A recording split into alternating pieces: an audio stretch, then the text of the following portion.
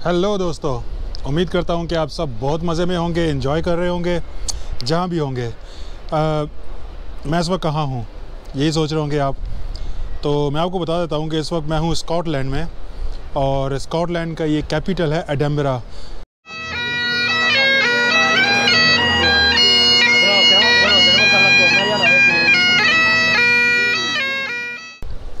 Edinburgh एक तारीखी historical city है। बहुत सारी हिस्टोरिकल प्लेसेस हैं यहाँ पर, बिल्डिंग्स हैं और वाक़यात हैं। मैं आया हूँ एक्चुअली वन डे के टूर पे।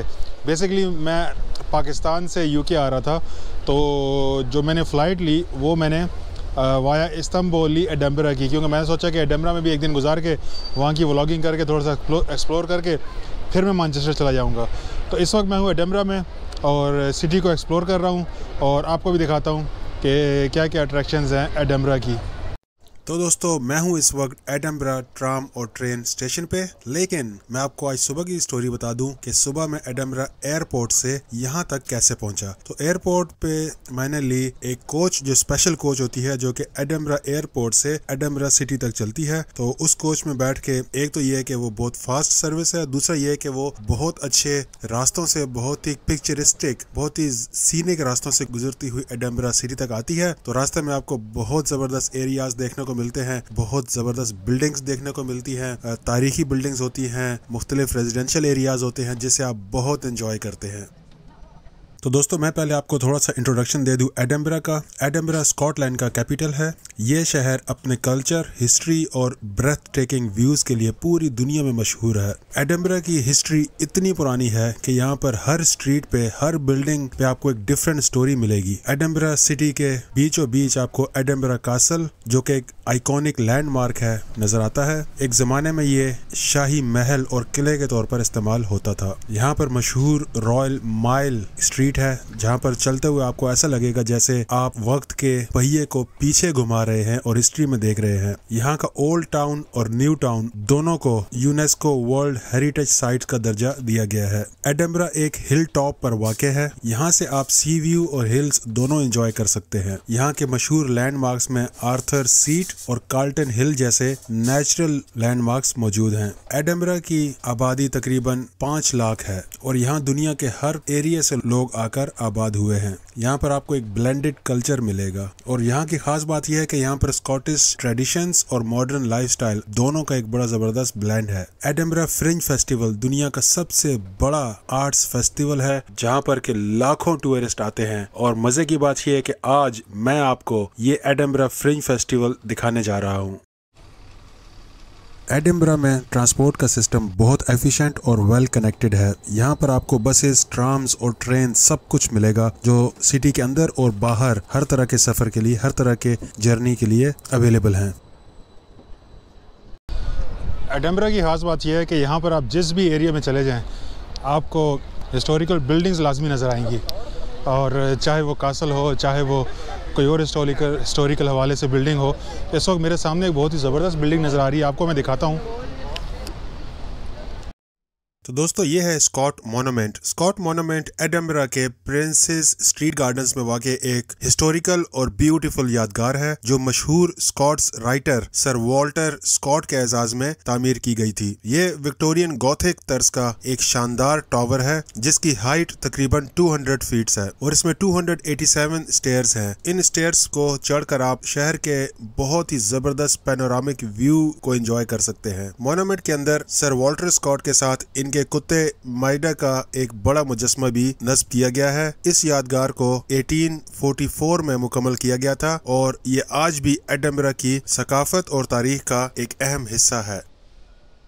प्रिंसेस स्ट्रीट गार्डन्स एडिनबरा के बिल्कुल बीचों बीच वाक़ है और एक बहुत ही जबरदस्त पुरसुकून गार्डन है। ये गार्डन फेमस प्रिंसेस स्ट्रीट के साथ साथ फैला हुआ है और एडिनबरा कैसल के बिल्कुल करीब है। ये गार्डन टूरिस्ट और इवन लोकल्स के लिए भी एक बहुत ही फेवरेट प्लेस है। यहाँ पर लोग वॉक करने आते हैं। कितना खूबसूरत है यहाँ का व्यू यार, ये आप चेक करो ज़रा। तमाम बिल्डिंग्स जो है ना एक साथ एक ही साइड पे बनी हुई हैं और सभी लग रही हैं कोई हिस्टोरिकल बिल्डिंग्स हैं। बड़े बड़े मीनार हैं इसके ऊपर और जो इनके स्टोन्स वगैरह यूज़ हुए हैं वो भी बहुत ही पुराने ज़माने के मुझे लग रहे हैं देखने में। तो बहुत ही ज़बरदस्त व्यू बन रहा है यहाँ से। आप दोबारा देखें ज़रा, बहुत मज़ा आ रहा है देखने में इसको। ये देखें, ये सामने आप देखें जहाँ ऊपर स्कॉटलैंड का और इंग्लैंड का फ्लैग भी इस बिल्डिंग पर है। इसके बाद इस तरफ अगर आए तो ये बिल्डिंग है जो कि बहुत ही कोई पुराने ज़माने की लग रही है।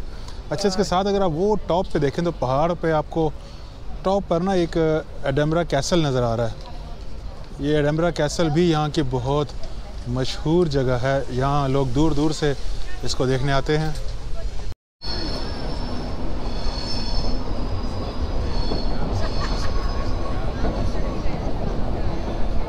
ये है national galleries of Scotland. National gallery of Scotland, इसमें मुख्तलिफ़ जो आर्ट्स के पीसेस हैं वो हैं, पेंटिंग्स हैं, पुराने जो पत्थर हैं, इस तरह की चीज़ें वो यहाँ पड़ी अंदर। तो अगर आप आर्ट्स के शौकीन हैं तो नेशनल गैलरीज़ ऑफ स्कॉटलैंड ये आपके लिए बेस्ट जगह होगी विज़िट करने के लिए।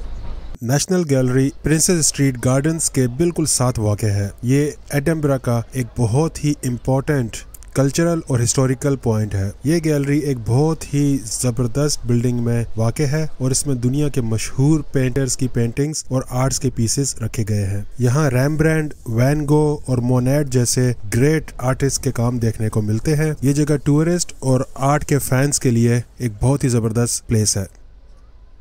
अच्छा, मैं यहाँ जहाँ से भी गुजर रहा हूँ ना, वहाँ के सीन मुझे बहुत ज़बरदस्त नज़र आ रहे हैं। मतलब ऐसी सीनरीज बन रही हैं कि बस दिल करता है वहाँ बैठ ही जाएँ।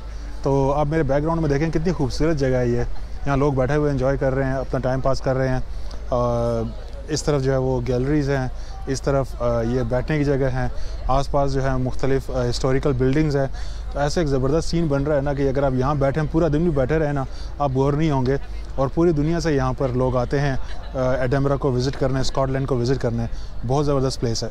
जैसा कि मैंने आपको शुरू में बताया कि एडम्बरा फ्रिंज फेस्टिवल हर साल यहाँ होता है और हमारी खुशकिस्मती है कि आज वो फेस्टिवल यहाँ चल रहा है इस वक्त। तो क्यों ना आपको मैं उस फेस्टिवल के भी थोड़े से ग्लिम्स दिखाऊं, आपको बताऊं कि फेस्टिवल के अंदर क्या क्या देखने को मिलता है।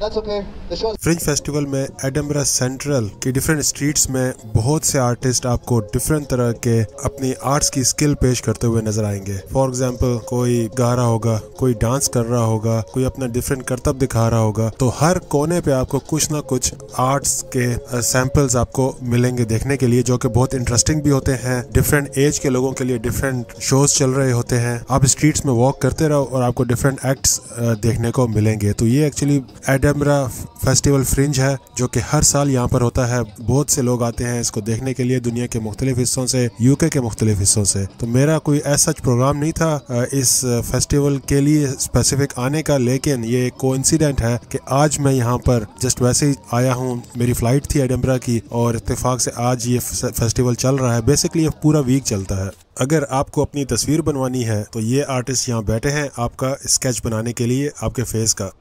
मेरी आज ही फ़्लाइट थी पाकिस्तान से एडम्बरा की, और पाकिस्तान में जिस तरह स्किन जला देने वाली गर्मी है ना, बुरा हाल हो गया था मेरा वहाँ पर। आप देख रहे हैं इस वक्त जो मेरा स्किन पे टैन हुआ है, ये वही पाकिस्तान की गर्मी की वजह से है। एक्चुअली पाकिस्तान और फिर मैं टर्की भी गया था, वहाँ भी मैंने कुछ दिन गुजारे थे और वहाँ भी वैसे ही गर्मी थी।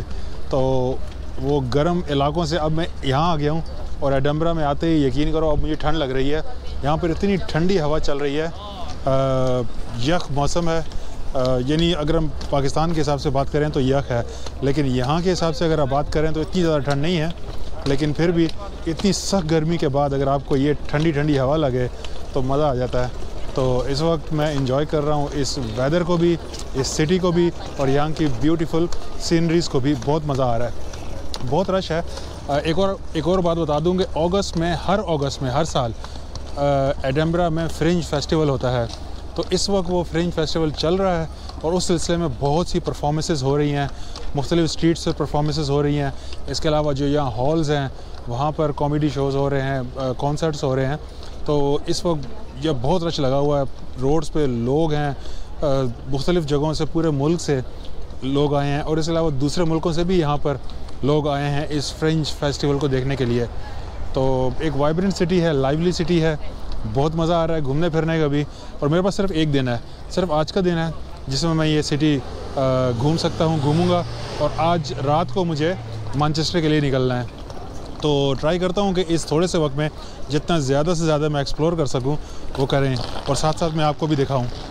एडिनबरा एक हिस्टोरिकल सिटी है। एडिनबरा की स्ट्रीट्स में वॉक करते हुए आपको ऐसा लगता है जैसे आप बैक हिस्ट्री में चले गए हैं और उस वक्त के आप बिल्डिंग्स देखते हैं, इंफ्रास्ट्रक्चर देखते हैं, सेम वही बिल्डिंग्स है। ये बिल्डिंग्स जो आपको नजर आती हैं एडिनबरा में आजकल, ये 150, 200 और 1000 साल पुरानी बिल्डिंग्स भी हैं। अब आहिस्ता आहिस्ता शाम का टाइम होता जा रहा है क्योंकि बादल आ चुके हैं, सूरज जो है वो आहिस्ता आहिस्ता ढल रहा है और शाम हो रही है। और शाम होते ही यहाँ पर मुख्तलिफ़ प्रोग्राम्स स्टार्ट हो जाते हैं, मुख्तलिफ़ इवेंट्स होते हैं, जो शाम के इवेंट्स हैं वो स्टार्ट हो जाते हैं। तो मैं स्टिल एक्सप्लोर कर रहा हूँ सिटी को। बहुत खूबसूरत सिटी है, बहुत मज़े का सिटी है और बहुत मज़ा आ रहा है। तो चलें आगे बढ़ते हैं।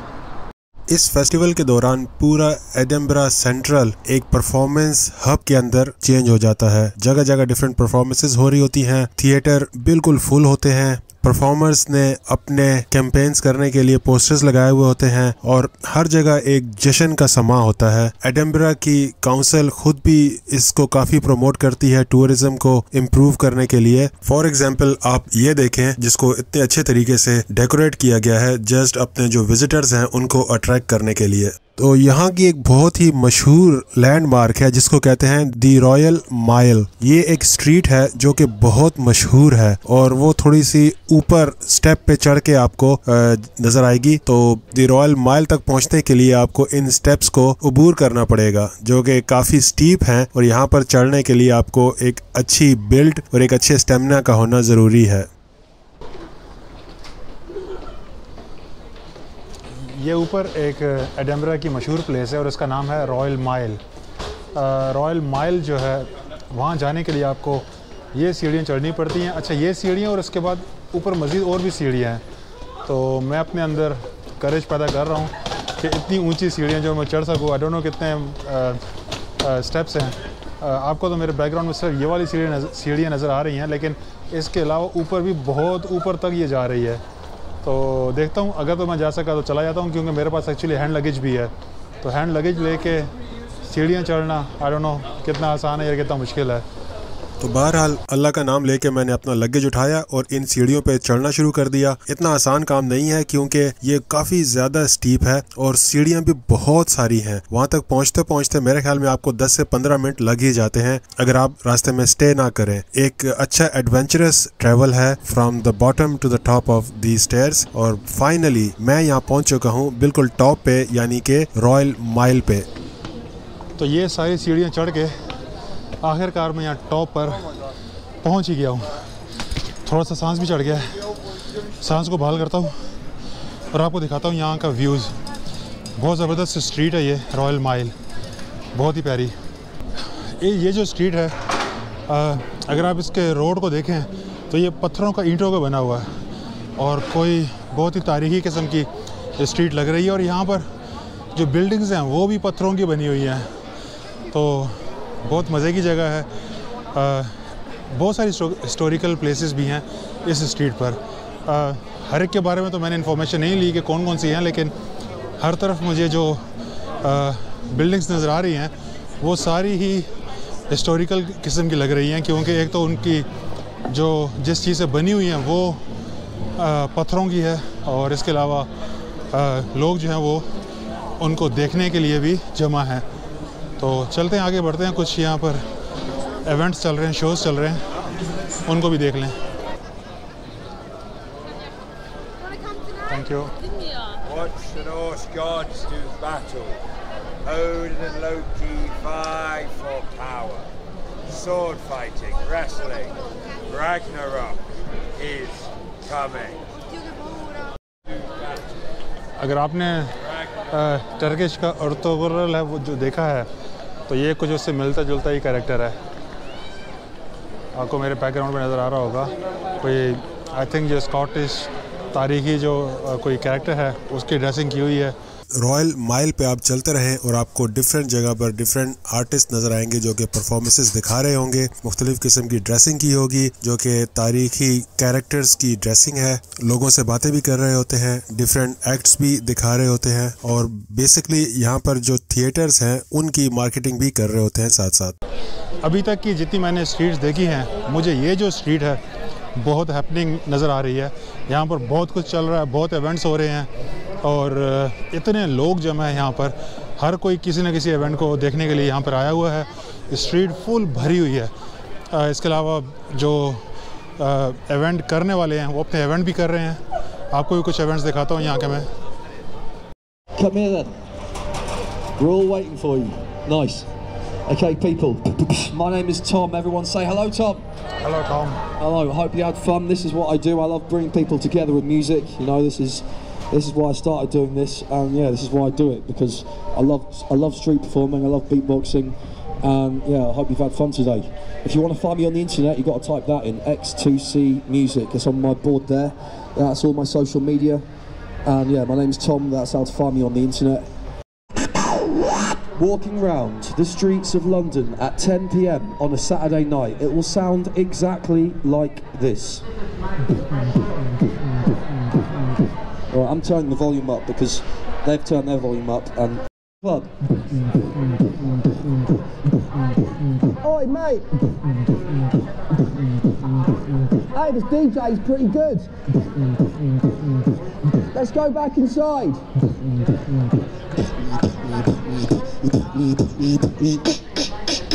Right here, right now, right here, right now, right here, right now. Eat, sleep, beatbox, repeat.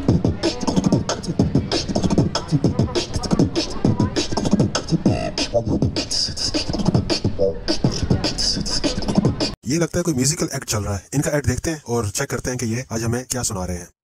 And when I do this trick in Germany, they all go, Jawohl! Like this. Germany is just a country, but Berlin is a great accent. Here we go. Is that serious? Yeah. Balancing the water and the hoop on my face and playing the accordion at the same time. Afterwards, I'm going to put the cup into the hoop again. Can I do it? Yeah! Can I do it? Yeah!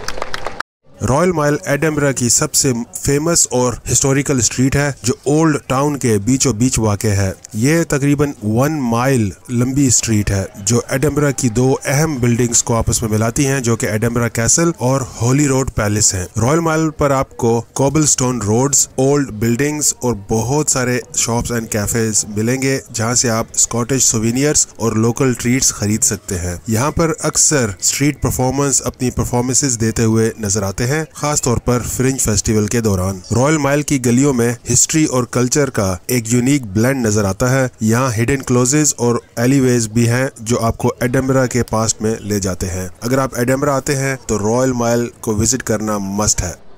तो थोड़ा सा आगे बढ़ते हैं और check करते हैं मजीद performances. ये जो पहला ब्लू कलर के जो फ्लैग्स हैं, ब्लू एंड वाइट, वो स्कॉटलैंड के हैं और उसके बाद रेड और वाइट और नेवी जो यूनियन जैक है वो तो आपको पता ही है, इंग्लैंड का है या यूके का। यहाँ देखें इनके सर पे क्या बैठा हुआ है।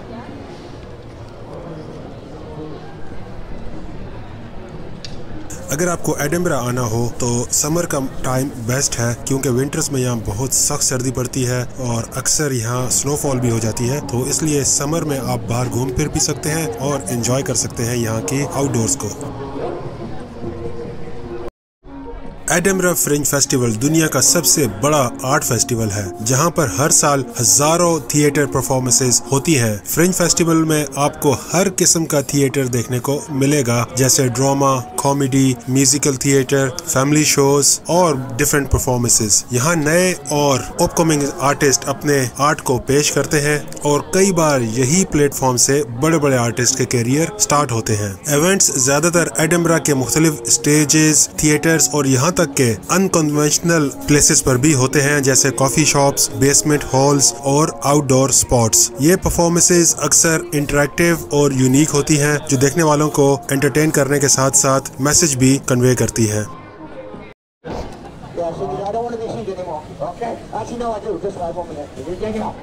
Okay, I'll be singing 5 more minutes. Okay, we're gonna finish the show now. Thank you everybody for going. But before we go, we just have one more message. We have one last thing to say. If you just give me 1 second. Okay. तो दोस्तों, ये Edinburgh का fringe festival अपने पूरे ज़ोर और शोर से इस वक्त चल रहा है। बहुत सारे इवेंट्स चल रहे हैं, बहुत सारे एक्ट्स हो रहे हैं, शोज़ चल रहे हैं, हर तरफ रश है, लोग खुश हैं, एंजॉय कर रहे हैं इवेंट्स को और बहुत मज़ा आ रहा है। अब आगे कहाँ चलते हैं आगे। एक्चुअली इतने ज़्यादा इवेंट्स हैं कि मुझे नहीं लगता कि अगर मैं इनको एक दिन में पूरे इवेंट्स को कवर कर सकूँगा।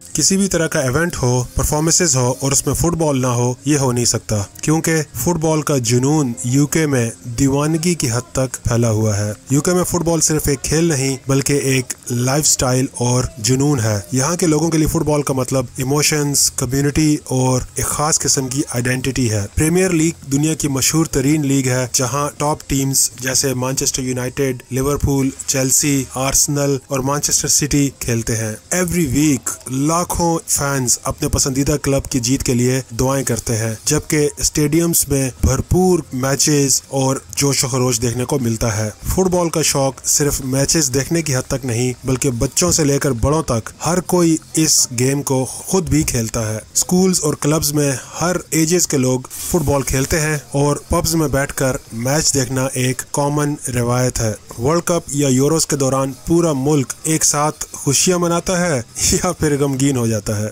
इंग्लैंड टीम का नारा इट्स कमिंग होम फैंस के जज्बात को जाहिर करता है। मुख्तसर ये कि यूके में फुटबॉल सिर्फ एक खेल नहीं बल्कि एक कल्चर है जो लोगों को आपस में जोड़ती है और इन्हें खुशियों के लम्हात फराहम करती है।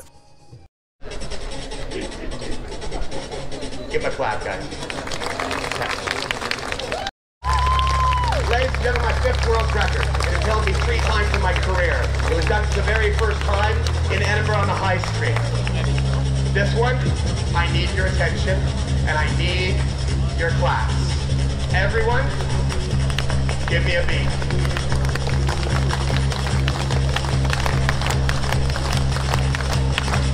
Faster. Faster.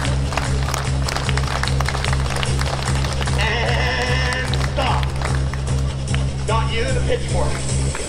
There we go. Watch carefully, I don't always get it right. Police भी यहाँ पर मौजूद है किसी भी नाखुशगवार सिचुएशन से निपटने के लिए।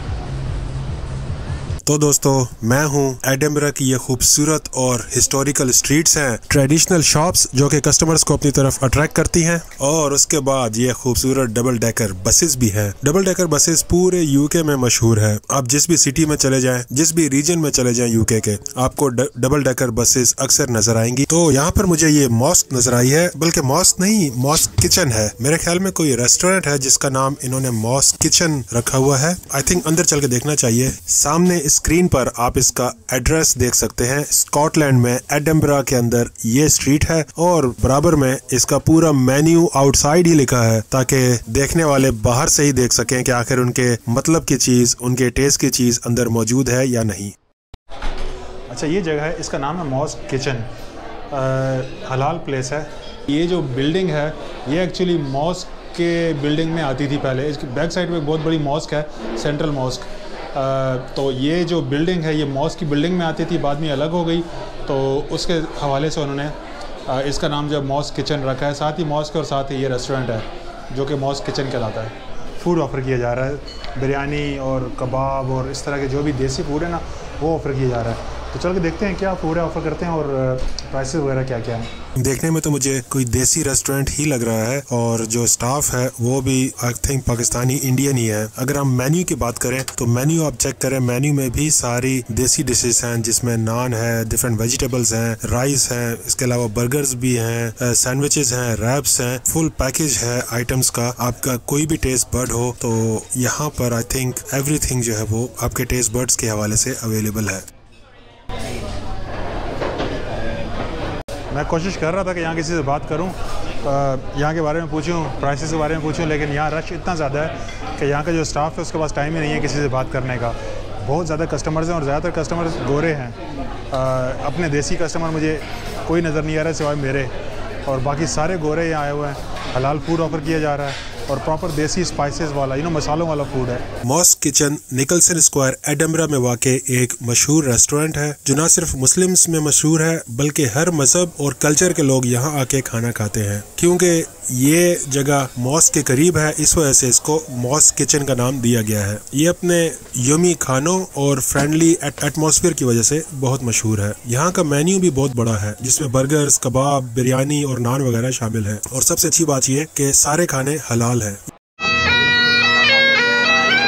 तो दोस्तों आइए सुनते हैं स्कॉटिश बैग पाइपर को, जो कि स्कॉटलैंड की कल्चर का एक बहुत ही इम्पोर्टेंट पार्ट है। बैग पाइप एक यूनिक म्यूजिक का इंस्ट्रूमेंट है जो स्कॉटलैंड की आइडेंटिटी बन चुका है। स्कॉटिश लोगों की हिस्ट्री, कल्चर और इमोशंस को भी ये बयान करता है। ये अक्सर यहाँ पर इवेंट्स में, डिफरेंट तकरीबात में या फिर इवन फौजी परेड्स होती हैं उसमें यूज़ किए जाते हैं। और इन्होंने जो ये आउटफिट पहना हुआ है ये स्कॉटलैंड का एक बहुत ही फेमस ट्रेडिशनल आउटफिट है और ये स्कॉटलैंड की पहचान भी है।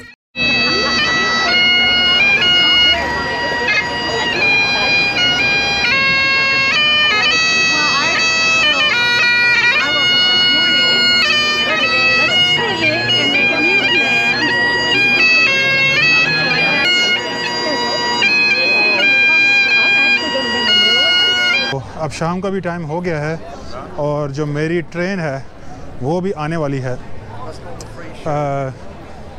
मुझे यहाँ से जाना है मैनचेस्टर, ट्रेन पकड़नी है। तो दोस्तों उम्मीद करता हूँ कि आज के व्लॉग को आपने एंजॉय किया होगा। मुझे तो बहुत मज़ा आया। यहाँ पे मैं इस व्लॉग को एंड करता हूँ। और शोज़ तो बहुत हैं, इवेंट्स यहाँ बहुत कुछ चल रहा है, लेकिन काफ़ी लंबा व्लॉग भी हो गया और सब इवेंट्स को मैं एक व्लॉग में कवर नहीं कर सकता, काफ़ी लंबा व्लॉग हो जाएगा। तो इस व्लॉग को मैं यहीं एंड करता हूँ। आपसे मिलूँगा अपने किसी नेक्स्ट व्लॉग में। जब तक अपना बहुत सा ख्याल रखिएगा। अल्लाह हाफिज़।